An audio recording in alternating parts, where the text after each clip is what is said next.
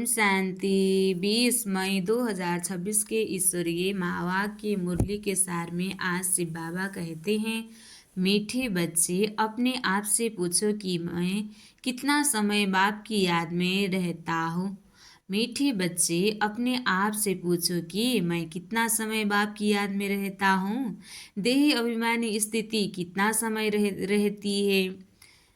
तो बाबा कहते हैं, आत्मिक स्थिति कितना समय रहती है, अपने आप से पूछना है। प्रश्न, तकदीरवान बच्चे ही बाप का कौन सा डायरेक्शन पालन करते हैं। उत्तर में बाबा कहते हैं, बाप का डायरेक्शन है, मीठे बच्चे आत्मा अभिमानी भव। तुम सब आत्माएं मेल हो, फीमेल नहीं। तुम आत्माएं आपस में भाई भाई हो। तुम आत्मा में ही सारा पाठ भरा हुआ है। अब यही मेहनत व अभ्यास करो कि हम कैसे देही अभिमानी रहे, यही ऊंची मंजिल है। बाबा कहते हैं, अब यही अभ्यास करते रहना है कि हम देही अभिमानी आत्मिक स्थिति में कैसे स्थित रहें, यही ऊंची मंजिल है।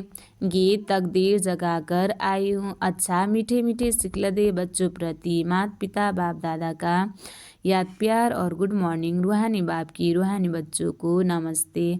हम रूहानी बच्चों की भी रूहानी बाप दादा को दिल से याद प्यार और गुड मॉर्निंग। नमस्ते बाप दादा, नमस्ते नमस्ते नमस्ते।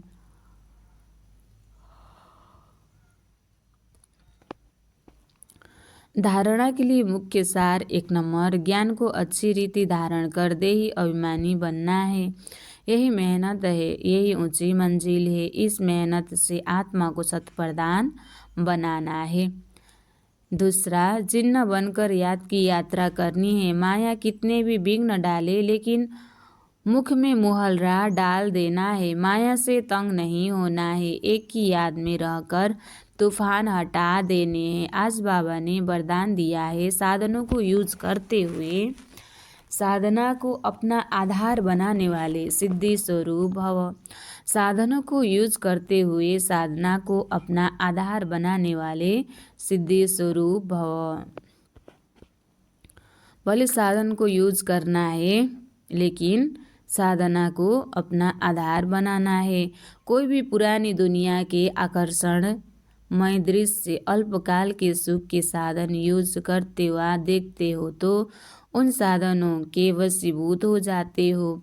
साधनों के आधार पर साधना ऐसे है जैसे रेत के फाउंडेशन पर बिल्डिंग। इसलिए किसी भी विनाशी साधन के आधार पर अविनाशी साधना न हो।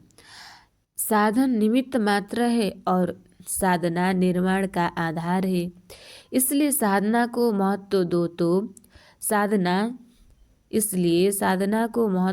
तो साधना सिद्धि को प्राप्त कराएगी। अच्छा स्लोगन, किसी भी कमजोरी का अंश है तो वंश पैदा हो जाएगा। किसी भी कमजोरी का अंश है तो वंश पैदा हो जाएगा और परवश बना देगा। अव्यक्त इशारे, सदा अचल अडोल एकरस स्थिति का अनुभव करो। बुद्धि को एक ठिकाने पर टिकाने की जो युक्ति मिली है वह स्मृति में रखो। हिलने न दो। देह और देह की दुनिया से न्यारे बन। मन बुद्धि के विमान से सेकंड में आकारी और निराकारी स्थितियों को अनुभव करो। बुद्धि को हिलने न दो, नहीं तो युद्ध में समय बहुत व्यर्थ जाता है।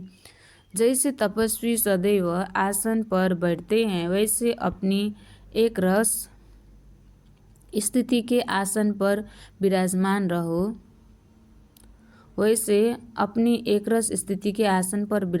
रहो। तब भविष्य सिंहासन मिलेगा। अच्छा, ओम शांति।